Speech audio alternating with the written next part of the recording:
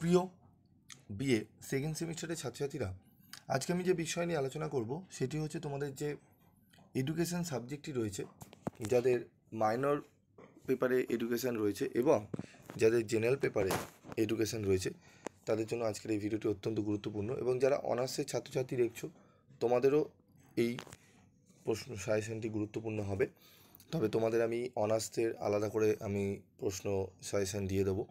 তো আজকের আমি এই ভিডিওতে আলোচনা এডুকেশনের যে প্রশ্নগুলো নিয়ে করব, যে প্রশ্নগুলো বলবো সেগুলো যদি ভালো করে করো, 5 নম্বরে তোমাদের যে প্রশ্ন আসে, ঠিক আছে, তোমাদের 5 নম্বরের টোটাল 5টি প্রশ্ন করতে হয় অ্যাটেন্ড। সেই 5টি প্রশ্নই তোমরা কমন পেয়ে যাবে যদি এই প্রশ্নগুলো ভালো করে করো।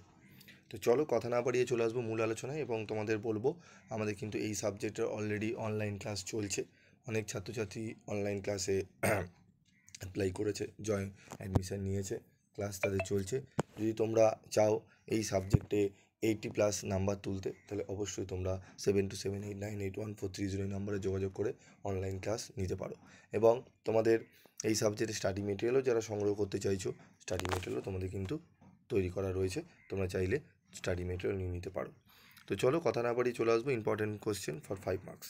প্রথমেই যে প্রশ্নটি গুরুত্বপূর্ণ এই বছরের জন্য জেনারেল এবং মাইনরদের, সেটি হচ্ছে 1 নম্বর প্রশ্ন, মনোবিজ্ঞানকে আচরণের বিজ্ঞান বলা হয় কেন? এই প্রশ্নটি। 2 নম্বর হচ্ছে অন্তর্দৃষ্টিমূলক শিখন কাকে বলে? যে কোনো দুটি শিক্ষাগত তাৎপর্য লেখো। বুদ্ধির ধারণা দাও, 3 নম্বর প্রশ্ন।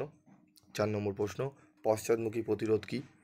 তারপর রয়েছে বুদ্ধির অভিক্ষার ব্যবহারগুলি লেখো, প্রশ্নটিও গুরুত্বপূর্ণ।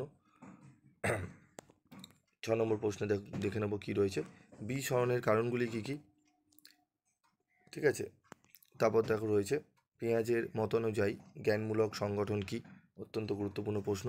শ্রেণীকক্ষে কোহলবার্গের তত্ত্বের প্রয়োগ উল্লেখ করো, এই প্রশ্নটি গুরুত্বপূর্ণ। শিক্ষা এবং মনোবিদ্যার মধ্যে সম্পর্ক আলোচনা করো, এই প্রশ্নটি 10এও আসতে পারে, 5এও আসতে পারে। তবে তোমাদের বলবো আমি এটি 10-এর হিসাবেই পড়বে। যদি 5-এ আসে ছোট করে তোমরা লিখে দেবে, তবে 10 হিসাবে এটি কিন্তু পড়বে, ঠিক আছে, জেনারেলের ছাত্রছাত্রীরা। খুবই গুরুত্বপূর্ণ প্রশ্ন এটি। এবং অনার্সদের জন্য এই প্রশ্নটি কিন্তু 10-এ একদম আসতে চলেছে, আসবেই আসবে 10 নম্বরে অনার্সদের।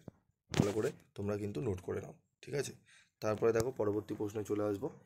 পরবর্তী প্রশ্ন রয়েছে, দেখো প্রবলনের প্রকারভেদগুলি আলোচনা করো, এই প্রশ্নটি পড়বে। বান্দুরার সামাজিক শিখন তত্ত্বটির যে কোনো দুটি বৈশিষ্ট্য উল্লেখ করো, এই প্রশ্নটিও গুরুত্বপূর্ণ। তারপর রয়েছে শিখনের যে কোনো 5টি বৈশিষ্ট্য লেখো, এটি অনার্সে 2024 অনার্সে এসে 5 মার্কসে, ঠিক আছে। ব্যক্তিত্বের সংলক্ষণ সম্পর্কে টিকা লেখো, এটিও 2024-এর তোমাদের 5-এ এসছে, ঠিক আছে। এই প্রশ্নগুলো কিন্তু অনার্সদের তা বলে পড়বে না তা নয়, এগুলো কিন্তু বড় প্রশ্ন হিসাবে তোমাদের কিন্তু আসতে চলেছে, ভালো করে তোমরা প্রশ্নগুলো দেখে নেবে। তারপর রয়েছে স্মৃতির উন্নতি করার যে কোনো 5টি উপায় উল্লেখ করো, ঠিক আছে। এই প্রশ্নগুলো ভালো করে তোমাদের করতে হবে। এই যে 14টি প্রশ্ন আমি এখানে বললাম, এই 14টা প্রশ্ন যদি ভালো করে করে নাও, যারা জেনারেল রয়েছে, অনার্সও যারা ছাত্রছাত্রী রয়েছে, প্রত্যেকে যদি এই 14টা প্রশ্ন করে নাও, আমি আশা করি 5 নম্বরে 5টি প্রশ্ন এবং 10 নম্বরে মিনিমাম 2টো প্রশ্ন তোমরা কমন পেয়ে যাবে। তার মানে 5 5 25 এবং 10-এ 65 নম্বর তোমরা অনায়াসে কমন পেয়ে যাবে, অ্যান্সার করে আসতে পারবে, ঠিক আছে। তাই এই প্রশ্নগুলো এখন থেকেই খুব ভালো করে পড়ো। এবং আমাদের এই সমস্ত কোশ্চেনের কিন্তু খুব ডিটেলে কিন্তু আলোচনা করে ক্লাস করানো হয়, তাই বলবো তোমরা অনলাইন ক্লাসে জয়েন করো যদি 75 থেকে 80+ তোমরা নাম্বার পেতে চাও। আজকের মতো ভিডিওটি শেষ করছি, দেখা হচ্ছে পরবর্তী ভিডিওতে। তোমাদের যদি 10 নম্বরেরও এরকম বাছাই করা প্রশ্নর সাজেশান লাগে বা চাই, তাহলে অবশ্যই কমেন্ট করে জানাবে।